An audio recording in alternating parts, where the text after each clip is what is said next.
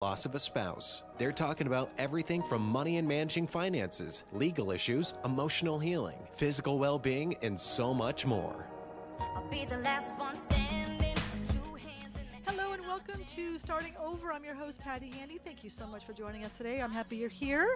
You're listening to KHTS, your hometown station on AM 1220 and 98.1 FM. We're also on Facebook Live, so if you jump over to Facebook, go to the KHTS page. You can see us there. Ask us questions if you like. Also, you can listen to us at hometownstation.com or download the free KHTS app. Listen to us there. If you've listened or if you've missed any prior episodes of Starting Over, you can go to startingoverwithpatti.com, click on the media link, and you can see all the past shows there. Lots of great expert speakers I've had and lots of wonderful shows, so please go ahead and join that and listen in there. Also, I have a free download on the website. You can download it at 6 Steps to Financial Healing After Divorce at that same website, Starting Over with Patti. So my purpose of this show is really to help people transition from brokenness to brilliance after divorce. I want to help people move through the pain and overwhelm of a divorce to a place of happiness, empowerment, and peace.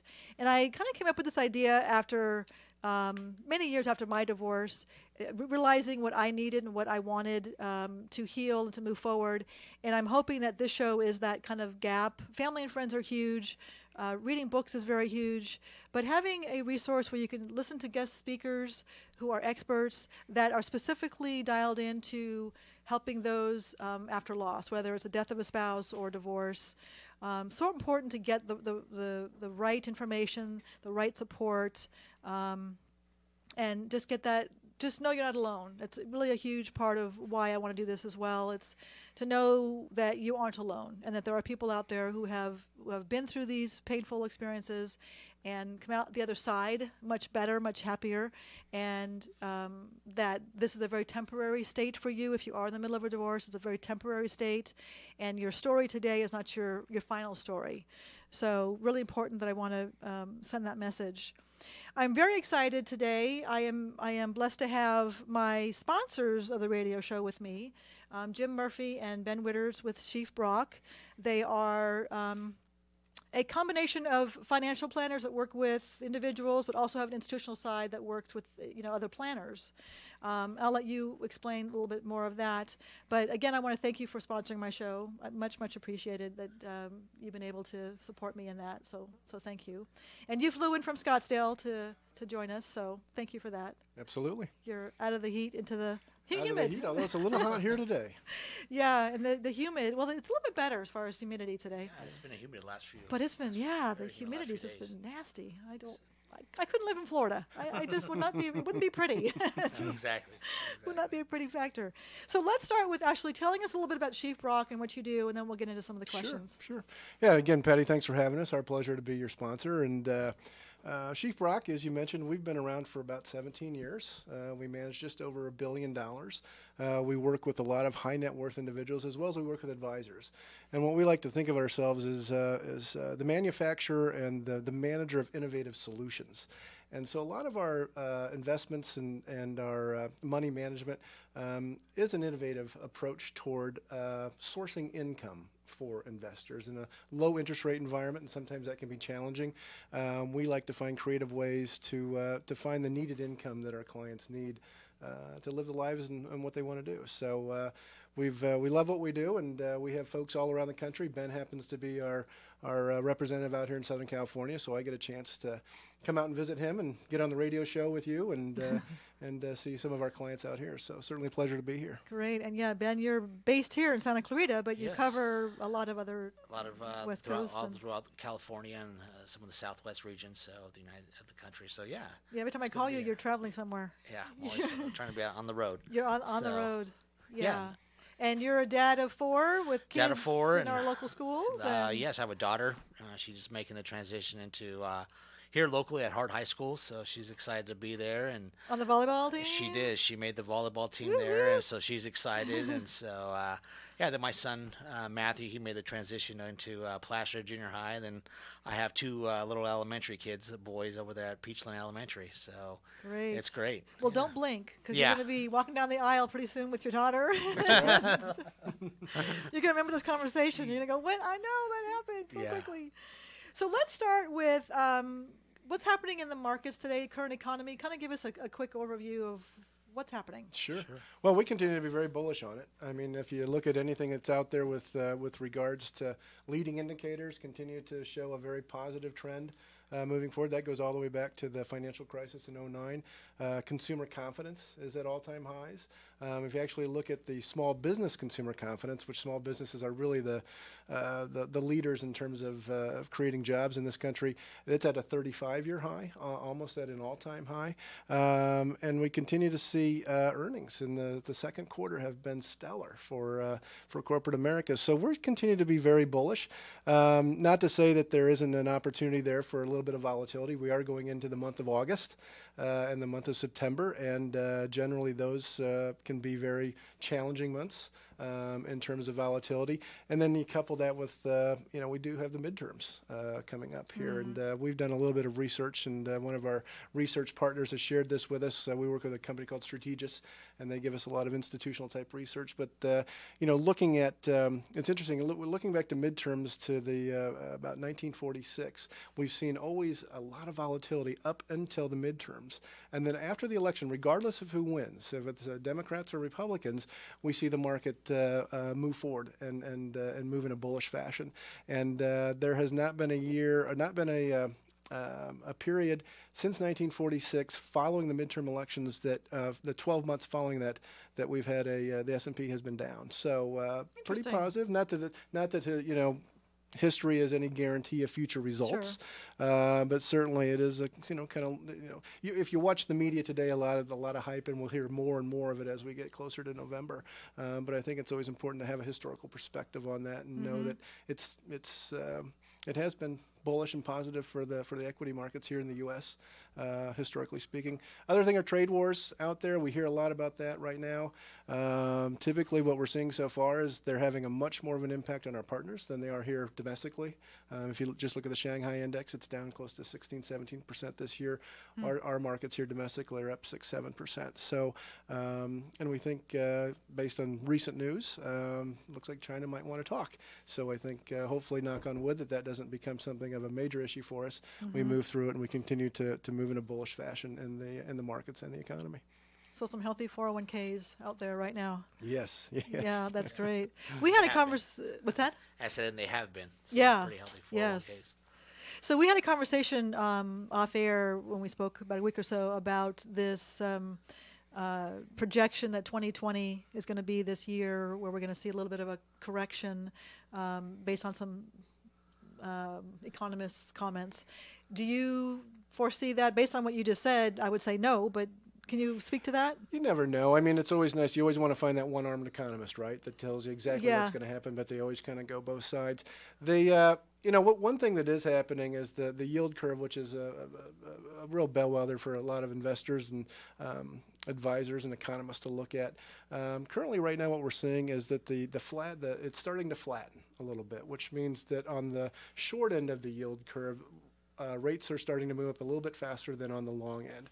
Now, typically, the yield curve, every recession that we've had has had an inverted yield curve, but an inverted yield curve doesn't necessarily mean there's going to be a recession. So we're still in a normal position with the yield curve where short-term rates are below long-term rates, but that is starting to flatten a little bit. Something certainly to watch. I don't know if I'm hesitant to ever put a date on anything when we might go into a recession or not, but certainly where we are today and what we're looking for going forward, we continue to be bullish on the economy and the markets. And I think the important thing for investors is whether the economy is going to move through cycles. And the important thing for investors is to build what I like to call that four-wheel drive portfolio. And build that portfolio that's based on your risk tolerances, your time frame, your objectives, and what you're willing to handle in terms of market volatility going forward, because we will go through those. And I think if we manage the risk on the side of the portfolio, we're probably going to be in a good position to basically, withstand anything that might come our direction in terms of market and or economic volatility. Yeah, and clients who attempt to, and I see this on my side in the mortgage world, to time the market, whether it be a real estate purchase or a stock market mutual fund investment purchase, you just can't time the market. It just makes no sense. We like to say, don't time the market, but it's time in the market that is probably more important. More important, yeah. Anything, again, a home or a stock is long term. Yeah. The plan is to, and the best time to buy a home is when it works best for your family and your whole lifestyle. Yeah.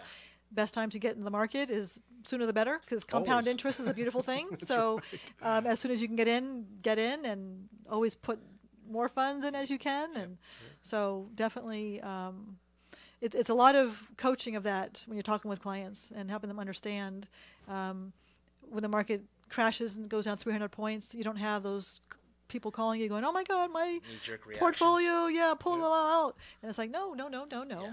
This is maybe time to purchase more. Yeah. It's on sale. Yeah. My wife always tells me, take the 24-hour kind of rule. Breathing test. Just take a deep breath for a second and then wait. Yeah. So usually 24 hours later, it's a lot better. It's a lot different. Yeah. So we talked about some important things that we want to talk about for our listeners today. About being prepared. We all like to be prepared. So you had mentioned that there's 5 important things that you discuss with your clients in becoming prepared. So let's start with 1. How do you, in dealing with the client, whether they're new or they're an existing client, what's one of the first things that you do with the client?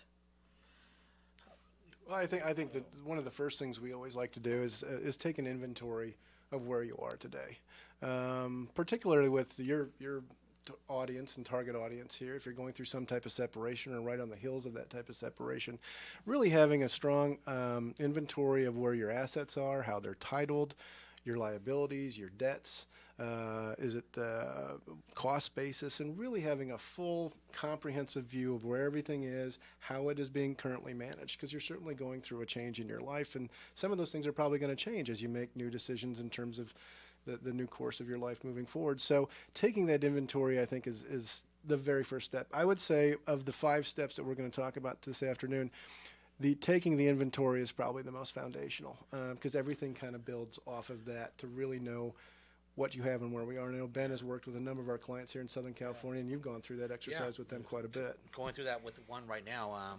Recently, a client's spouse passed away, and we met when I got together with the wife. The husband passed away, and she really just didn't know.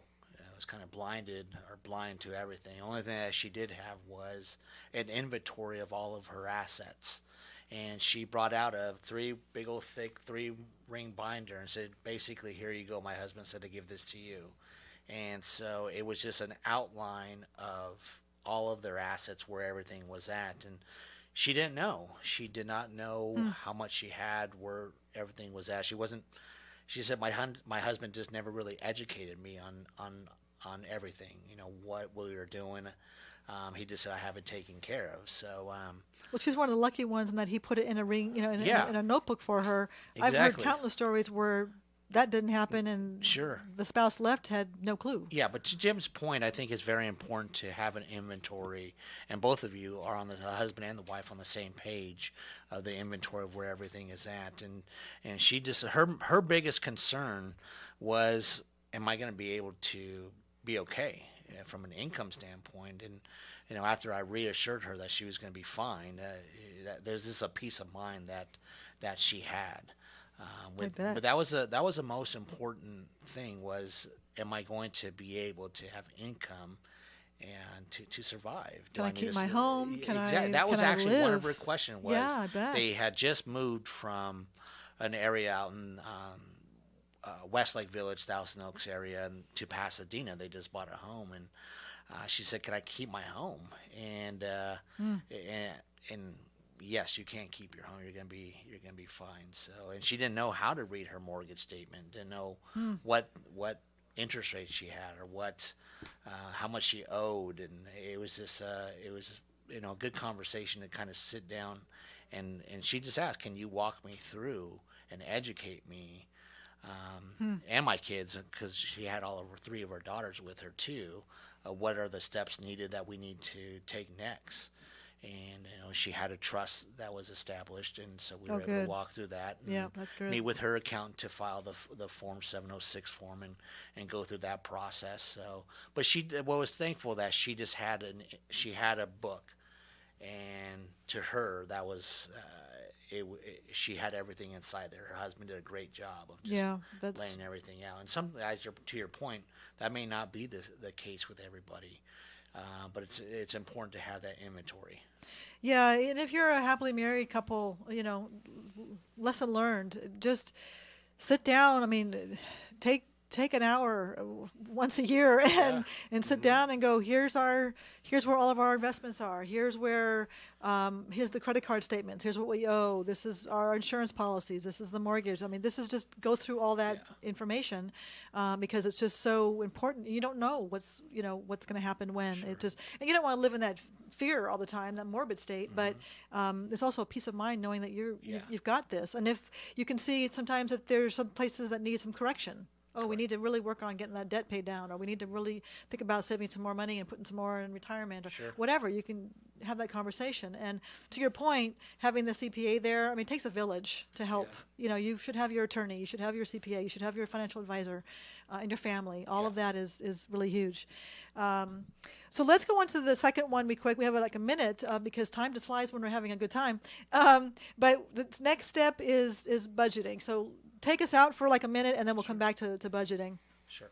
I can jump in there. So, I mean, exactly what you just said, and it's funny, the whole inventory process, have fun with it. If you have a partner, make it an annual event. Same thing with budgeting. Have wine and cheese. It's the old dreaded B word. Yeah. And nobody wants to do that. And I always like to say that, the dollar bill is the one thing in our society that never came with instructions.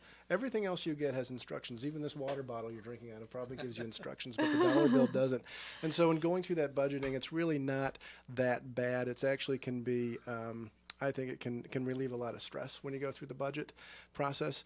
And really what it is, it's just a plan for your money. And I know a lot of folks that, I think I read a stat the other day that 4 out of 5 Americans have a budget, but only 20% of those actually, or 20% of them keep it as a mental budget. So that's an opportunity for that 1 out of 5 that are still doing the budgeting but not writing it down, to actually put a plan in place and actually write it. And that would be one of the, we can talk about it when we come back from the break, but I think a lot of the, there's a lot of good ideas on how you should actually go through the budgeting process to make sure that you're sticking with it and having fun with it and being successful with it. Okay, great. We'll come back after break. You're listening to Starting Over with Patti Handy. Stay with us. Accidents happen, but rest assured Patterson's Collision Center is here to help.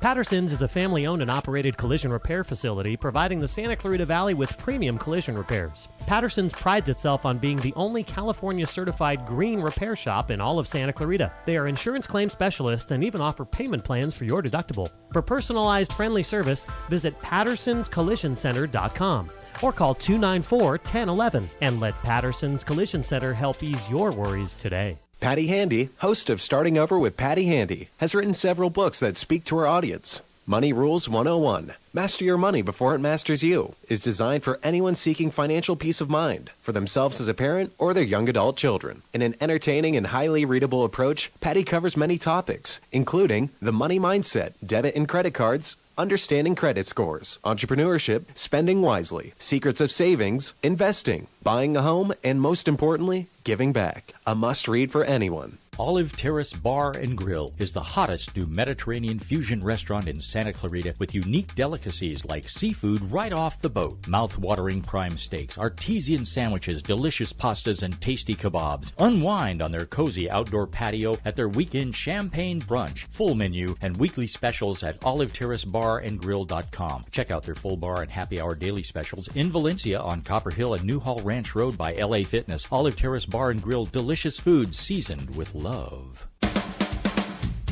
Hey guys, this is Cardinellis, host of the new show Problem Solver Politics, an independent political talk show that keeps you up to date and in the know on the latest political happenings both nationally and here in the Santa Clarita Valley. Now, this isn't your usual partisan political talk show. At Problem Solver Politics, we don't rant, we don't spew talking points. We have experts from all avenues talk about specific problems and how to solve them. And if your party is in the wrong, we will tell it to your face on air every Sunday at 7 p.m. Ladies, and any men listening too, what are the two things you need in an investment partner? Control and confidence. You need a partner that gives you control and confidence when investing your money. Sheeprock is that partner. They're a team of experienced money managers offering custom solutions to help meet your financial goals. And Sheeprock's people will work with you, answering your questions and providing guidance. Face it, you're not an investment guru. That's what you have people like Sheeprock for. Contact Ben Witters at sheeprock.com, SHEAFF Brock.com. Don't let the mortgage process scare you. Patti Handy is a senior mortgage advisor with American Family Funding. With over 15 years' experience, she's a 4-time author with a passion to empower and educate her clients. As a certified life coach, she has a unique way of understanding your complete story to best serve you. Her team at American Family Funding is like no other, with the compassion and attention to every detail to close your escrow on time. Contact her at pattyhandy.com. That's Patty with an I, handy.com. There's only one Santa Clarita florist that mixes in classic designs with a touch of the wild. Wild at Heart Florist. Each arrangement is a piece of art, individually designed for you. They focus on your taste, providing the freshest flowers, custom selected from local vendors. Wild at Heart Florist. Weddings, special events, or just an I love you. See the difference at wildatheartflorist.com. Classic designs with a touch of the wild. wildatheartflorist.com. Hometown. Your hometown station. You're listening to Starting Over with Patti Handy, Senior Mortgage Advisor with American Family Funding. Patti's show will focus on healing, inspiring, and empowering anyone going through a divorce or a loss of a spouse. They're talking about everything from money and managing finances, legal issues, emotional healing, physical well-being, and so much more. I'll be the last one standing. Hello, welcome back to Starting Over. I'm your host, Patti Handy. Thanks for joining us and staying with us. Today in studio, I have Ben Witters and Jim Murphy with Sheaf Brock Investment Firm. We left talking about budgets as the second most important thing that we talk about. First was taking an inventory of your assets and liabilities. Second being budget. So it's the conversation that we're having with regards to whether you've gone through a divorce, going through a divorce, or even happily married, what you should be doing and just having financial peace of mind. So go ahead and let's continue on the conversation with the budgets. Yeah, I think absolutely. The taking the inventory was foundational. It leads you right into the budgeting process.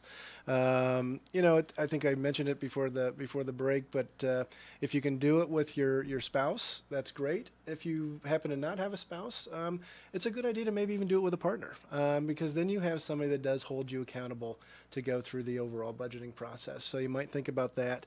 Other things to think about as you're going through that budgeting process. Clearly, I know you do a lot of this in your business, Patti, but identifying those discretionary items versus the non-discretionary items and make sure you're clear on that.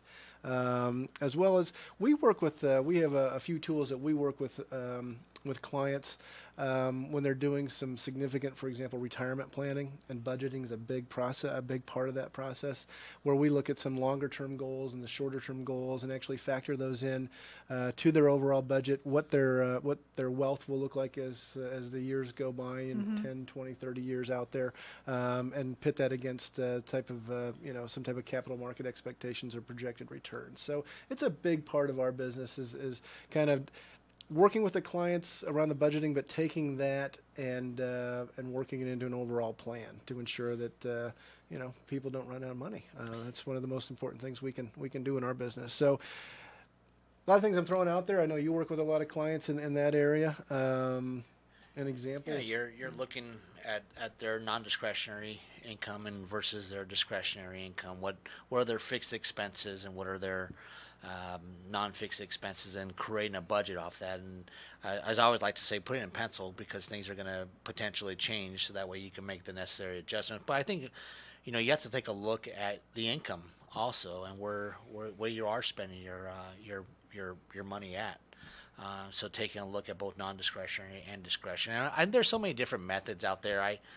Someone was just telling me the other day about and I've heard of it before, the envelope method, where they put their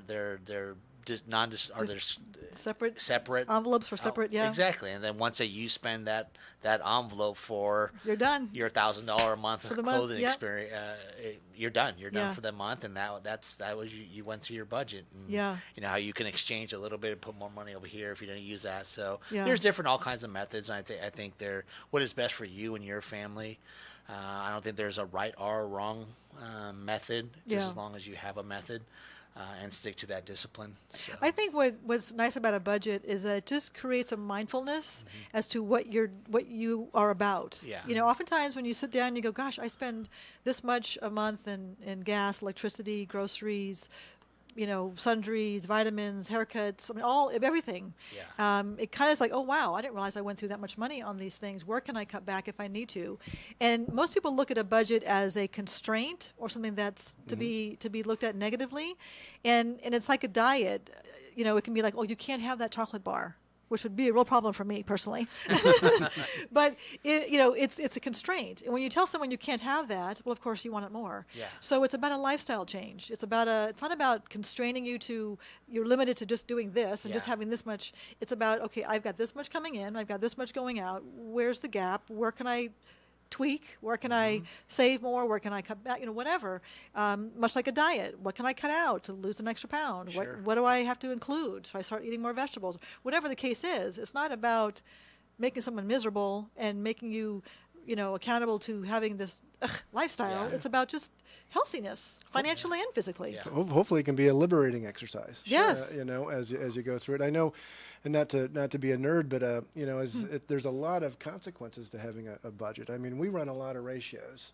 One that we like to look at is the debt to income ratio. And I know in your business, you know, if, particularly with your audience, if they're going through a change in their life, they are going to be making decisions that those types of ratios and looking at the finances are going to be important in their ability to move forward in the direction they want to go. So maybe, I mean, you look at a lot of those ratios, I know, in the mortgage business. Debt to income ratio can be a deal breaker. There's no doubt. We have maximums that we go depending upon the loan product that we have. So if you're over a particular debt to income, then you cannot qualify. So a lot of times I have clients who are very well qualified. You know, their debt to income is 40%, which is below our max, but yet they have kids in sports, they have college coming up, they're looking retirement down the pipe, they're, you know, all these different things happening in their life. So yes, they qualify, but I step back and go, okay, given your lifestyle, is this payment, although you qualify for it, is this going to choke you out with your life? I don't want you house lifestyle. poor. I don't want you not to be able to travel if that's your wish. I don't want to not be able to have you help your kids through college or whatever is happening in their world. Or you've got to pull 2 of your kids out of sports because you can't afford it after this house. That's not about life. I mean, that's not what it's about. So yes, debt to income is huge, as well as just an overall lifestyle picture. What does that look like? So in the interest of time, let's go on to number 3.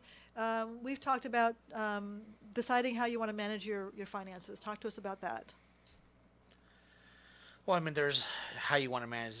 There's typically 3 types of different individuals. There's a validator, there's a delegator, there's a self-directed individual. So you need to ask yourself, where do I fall at in that camp? And there are different places, if you're self-directed, that you could custody your assets and manage those assets on your own.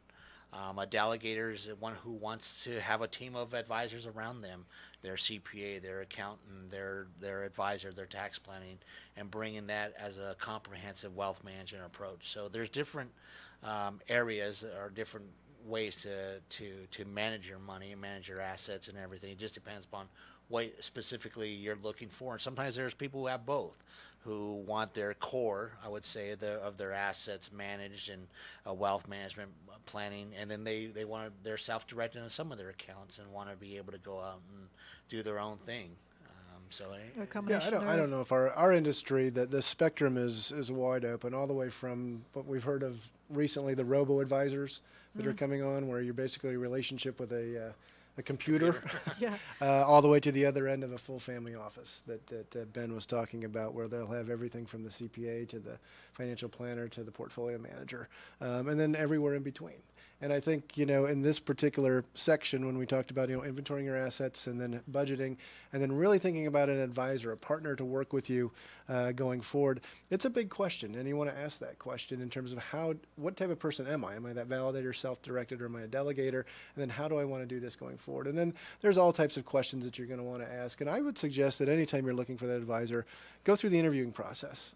Interview them as much as they might interview you, but interview them like they're looking for a job. Ask them where they custody their assets. Ask them about how long they've been in the business. Ask for referrals. Or ask for references.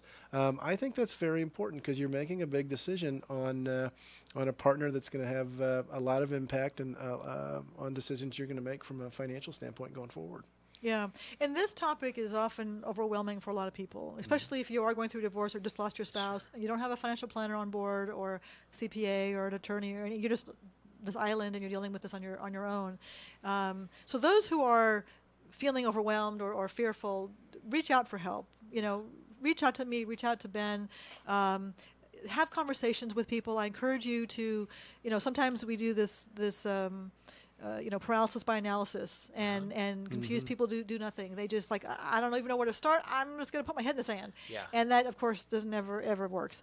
So, but do reach out for help and don't feel overwhelmed by this. Well, you can feel overwhelmed. I can't tell you how to feel, but don't let the overwhelm stop you from making some good choices.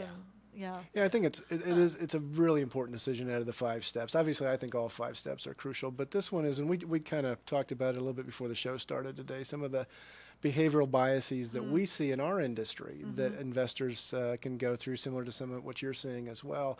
And so many times, if you're working with a good financial advisor that is trained in identifying behavioral bias, an investor can help you make the right decisions. And that is, I think that's very important, because a lot of times, either through for cognitive reasons or emotional reasons, we can make the wrong decisions. And typically when emotion gets into the markets or emotion gets into finance and financial decisions, they usually don't, a lot of times you wind up not making perhaps the best decisions. So that financial advisor that is knowledgeable in those behavioral biases and being able to identify them and then how to work through them, I think is key as well to being successful. And make sure that you understand everything that you're doing. Make sure that you have a planner who's explaining everything to you. Correct. Especially if you're, again, I'll come back to the, loss of a spouse. You're emotionally a wreck. You're not thinking clearly. You're just trying to survive and get by with your day-to-day life. Making big financial decisions is not something you should be doing immediately. So when you're having the conversation, deal with somebody that you trust, obviously, and make sure they explain things to you so that you understand it. If you don't understand what they're telling you, don't buy into whatever it is they're selling you. Correct. If there's a product that they're trying to, promote or sell, and it doesn't make any sense to you, just don't do it. Yeah. Just say no, thank you, and walk away. You definitely want to be able to understand what's going on and be able to have an advisor that's going to explain everything and educate you on what's going on. Yeah, so that way you make the right decisions moving forward. Education is key, and I know you guys do a lot of that, which is great. Okay, let's go on to the 4th one. We talked about estate planning. That being the 4th. Yeah. On the estate planning, when a person is doing their trust or their will, understanding the differences between a will and a trust, I think, is very important. A will is still very public. A trust, I like to say, the best explanation I heard of a trust is that every property that I own, I put inside a bucket, and I carry around that bucket. And when I decease, I just hand it off to whoever is going to be the trustee, and they execute the plan on the trust. With the will, I think one of the biggest differences with the will, it's still it's public, and creditors or other people can still put a claim to it. It'll still have to go through the court process, where on the trust, it wouldn't have to go through the court process and would automatically bypass that. No probate. And especially with, for me and my wife, our trust is primarily for our kids. It's who's going to take the kids, and what is the direction I want the kids to go to that are based on my wife and I. That if God forbid something happens to my wife and I at the same time in a car accident or whatever the case may be, the individuals who are going to be taking care of the kids know exactly what to do, and even especially with the medical benefits, what you have to deal with and stuff like that. So Yeah, the medical directives. Medical directives, Yes. and that's the key to the revocable living trust. Is I think obviously putting everything into the trust, as Ben mentioned, in the big bucket, and there's certainly some positive benefits from that, where it's essentially a private contract between you and your heirs and beneficiaries, as opposed to a public like a will. But I would say, at a bare minimum, if you haven't even done a will, do the will. Yeah. Because the worst is that you don't have a will, and let's say you pass on, then it's called intestate, and basically then if you live in the state of California is going to make a decision on where your assets are going to be dispersed, and ideally you want to be able to do that. So at least do the will. Strong advocates of the trust, and there's a number of different types of trust: revocable trust, irrevocable trust, testamentary trust. But I find that most instances in working with clients, a revocable living trust has a lot of benefits and applicable to a lot of people's situation. Even though the estate level or the exclusion levels is at large amounts now, right? It's at 11.5 million, 11.2 million, I think, at that point. So this year, yeah, 5 million. so it's not so much that as much as it is the living benefits, as well as probably the peace of mind that that is you know where the money's going to go and how you can direct it going forward. Correct. Yeah, I actually did a living trust right after my divorce. Like, that was one of the things I did immediately, because my son was 18 months old, and I knew I needed to protect him if, God forbid, something happened to me. And I had, the money's laid out. He couldn't touch till he was, certain ages. Who would take care of him? Who, all that piece of it. The medical directive. If I was in an accident, I was a vegetable. What I'd want. My organs donated, and whatever it is I had in there, I wanted it all spelled out, and I wanted it to be crystal clear. I also think that people feel that you have to be really wealthy to have a living trust, and that's that's a myth. I don't care what your asset size is. If you've got a family you want to protect, you've got to have that in place, because it's Yeah, and that was a peace of mind. Yeah, exactly. That's for my wife and I, Deborah and I. It was that peace of mind for our 4 kids. Absolutely. And so just making sure that they're going to be taken care of. Yeah, that's the way that we want it, without someone else making the decision for us. Yeah, that's huge. So coming into the final number 5, we talked about portfolio management, and expand on that. Yeah, I think that's an important one. That's something that we do a lot as an investment advisor. But if you've gone through the inventory and you've created that budget and you've decided on an advisor that you're comfortable with, and obviously then how you want to register your assets through trusts and completing wills and so forth, building that portfolio I think is important, particularly if you are, again, on the heels of a separation. The portfolio that was for both of you may still stay intact, and that might match up with your objectives and your goals and your time frames. It might not. You might have different goals and time frames and objectives after separation. And if that be the case, you want to talk to an advisor, reevaluate what your risk tolerances are. It might not just be you and your partner or your spouse anymore, but now your risk tolerance and your objectives, time frame. And then that would help to build an overall strategic asset allocation that would be managed according to your objectives and goals going forward. And I think that's a key component of the top 5 things I think you do in the first 5 weeks after separation, if you will, but to make sure that you do take a good look at that portfolio, know that it's built for you. And then really, in a good conversation with an advisor, is they're going to help you if you don't know right now, but they're going to help you know yourself as an investor. And that's invaluable, is to know how you are as an investor, and then build that portfolio to sync up with that and match that. That sounds great. All right, we're going to go to a quick break. We'll be back. We're going to recap everything we talked about, and then we'll share some information as to how they can reach out to you. You're listening to Starting Over with Patti Handy on your hometown station, AM 1220 and 98.1 FM. Stay with us. Life's not meant to feel complacent. It's meant to make you feel alive. The youth ministry at the Church on the Way Santa Clarita believes that students can belong to the group where we will help them believe they have a purpose in Christ and become all that He has created them to be. We want to see God's power come alive in our generation. We love meeting new people, so come hang out with us. Doors open at 6 p.m. and service starts at 7 every Wednesday night. For more information about the Church on the Way Santa Clarita, including service times and what's happening through the end of the year, visit tcotwsc.org. There are many memorable restaurants in Santa Clarita, but 3 words stand out from the crowd. Mom can cook. Mamá puede cocinar. Mom can cook the best Thai food on this side of the planet. Mama fait la cuisine. No matter what language you use, Mom Can Cook says it all. Thai food at its finest, all your favorite dishes, and Mom's very own original specialties. Experience it on Soledad by the Canyon Country Post Office. Mama 요리가 좋으세요? Mom Can Cook.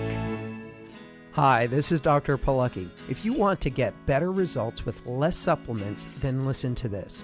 For convenient on-the-go nutrition, an excellent workout recovery, and an absolute must for any diet, you can't beat Dr. Palucki's Cleanse Support. And of course, we made it gluten-free, dairy-free, soy-free, with no artificial sweeteners, colors, or flavors. At only 70 calories per serving and packed with over 50 superfoods, this delicious shake will be the best thing you eat all day.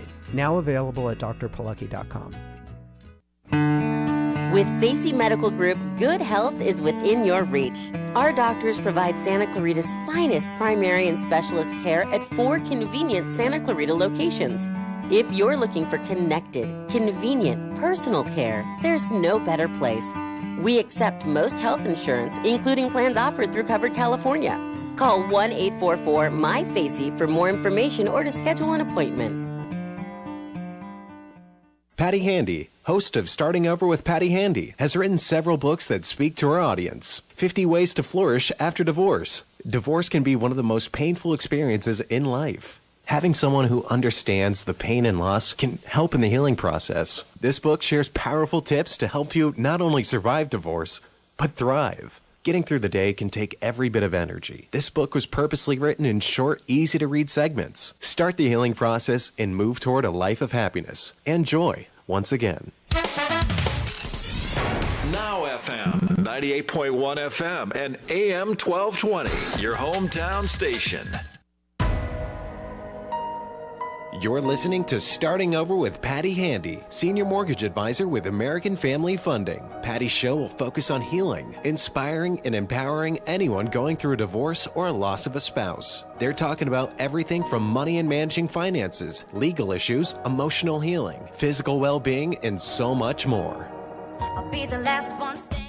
Hello, welcome back to Starting Over. I'm your host, Patti Handy. Thank you so much for joining us and or staying with us. It's been a great show. We have in studio today Ben Witters and Jim Murphy with Chief Brock. Thank you both for being here. And again, thank you for sponsoring my show. I appreciate that greatly.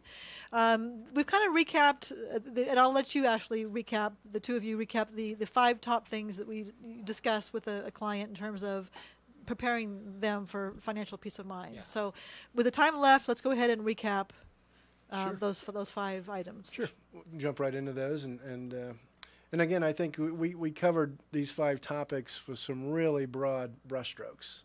Obviously, in every one of these, there's an opportunity to really drill down and kind of peel it back. And that's where I think an investment advisor can offer tremendous value as going through these. But again, we talked about inventorying your assets. Yeah. And I think that's foundational to just about everything that follows. But making sure that you know where your assets are and how they're registered. And you mentioned clients that sometimes come in with a 3-ring binder and they have everything right there. That's very valuable. I know it is in the mortgage industry. It certainly is in our industry as well to have that inventory of where everything is. With your next statements of whatever comes through, just punch a hole in them and create a little 3-ring binder and just put it in there and then take an inventory. And I think if you're with your spouse or your partner, I think it's very important also that they know where it's at too, so that way they have access to the information and begin to take an inventory of all of your assets, so that way you know what you have and what you don't. Have that conversation. So crucial. Exactly. I think many people are prone to be fearful of having that conversation because sometimes money can be a difficult conversation. But I think it is important to have that conversation of an inventory of your assets, and even if, and secondly, is creating a budget and having that budget set in place and knowing what you have coming in. I think first is important, and what are the expenses that you had going out versus discretionary and non-discretionary? And as you mentioned, is your lifestyle going to completely change if you do something differently? I know with us and 4 kids, I see what's coming in, especially what's going out for sports. So Yeah. it's Well, that's nothing to compare to college. It's going to come up here pretty exactly. soon. That's coming around 4 years from now, and I know Jim's right there. That's right, I am. So. And again, with budgeting, I think that's another place that an advisor can offer a tremendous amount of value. There's a number of tools we work with at Chief Brock that can help for longer-term budgeting and planning. For like I mentioned earlier in the show, with retirement planning, things along those lines, and helping to identify those discretionary spends versus the non-discretionary, and looking at long-term versus short-term goals, and making sure that we have the portfolio and everything set up according to the budget and the cash flow that you're going to need through retirement. Correct. And so the budgeting. Next, we talked about the advisor. And Ben kind of articulated very nicely, I thought, the 3 types of investors we see a lot, which are the validator, the self-directed, and the delegator. And certainly on the spectrum of financial services, there's advisors that can help in each one of those areas. But the most important part of the 5, this is the one you have to ask yourself the question. How do I want to manage my assets going forward? Do I want to do it myself? Do I want to fully delegate it to someone else? Do I want to kind of be in that middle area, be a validator and actually work with someone, but actually make my own decisions? And that's a question only you can really answer in terms of finding that correct advisor and somebody to work with going and forward. obviously, if you are going to be looking to an advisor, that they have good references, where they custody their money at. There's several institutions that they custody their assets at, just to protect themselves or protect the client, that they never will touch the assets, only oversee the assets as a steward of it. So I think that's important too. And just understanding that and getting references is very important. Then we moved on to estate planning, and I know, Patty, I'm a regular viewer of your show, and I know you have an estate planning attorney you've had on from time to time. So certainly we weren't going to delve into the details of that today, but I think just knowing that it's in the top 5, that make sure you do some type of estate planning and look at wills versus trusts and what best fits your situation. Correct. And as Jim mentioned, at least the minimum, at least do a will. Yeah. So at least you have something that if you never know, you never know what can happen. Yeah, life is unexpected for sure. Exactly. And again, you don't have to have large assets or large portfolio to do a living trust. Yes. If you've got anybody to protect, you've got to put that in writing. Yeah, even just like we mentioned, I mean, just the living part of the trust, the medical directives can make a big difference. With having the revocable living trust. And then finally, we talked about the asset allocation and building of the portfolio, and we talked about a little bit that, obviously you might be at a crossroads in your life, and you might be moving in a different direction, and certainly I think that's where you want to take the time to determine your own risk tolerances, your time frames, your objectives, and what are your goals. Yeah. And they could be different than what when you were with your spouse or your partner, and that's an opportunity to perhaps redirect the portfolio and build it according to your needs, and that's where an advisor also can be very valuable in that relationship. And just having those conversations with an advisor to help you understand your risk and your willingness to take the risk, and having that objective and understanding that objective. That comfort level, Yeah, it's having a game plan.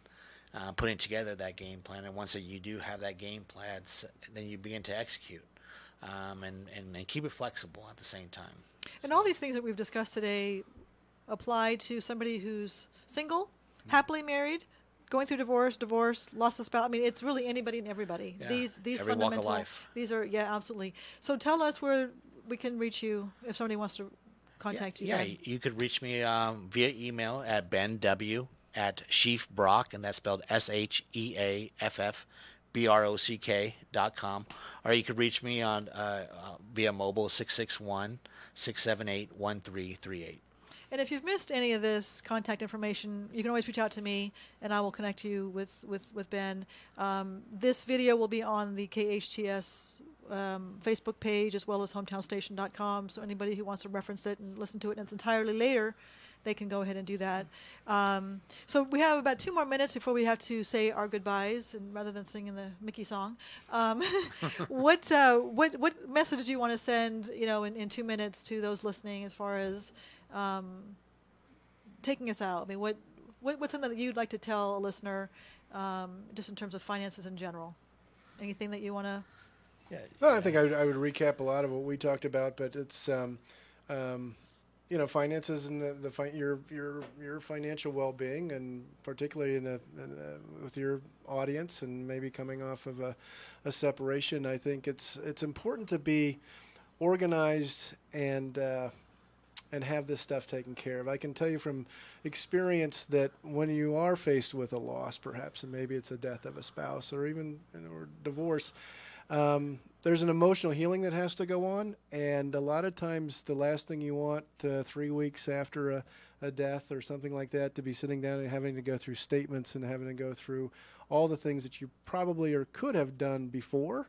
And so it just makes it a lot easier if you're organized, ready to go, and you have plans in place. So then the emotional part and the healing can take its time, and you're not going to be burdened with all the kind of mundane financial type stuff that literally can be taken care of ahead of time. That is so important, and I can't support that. I mean, it's so huge, because you are a complete mess, and you will make a very poor decision.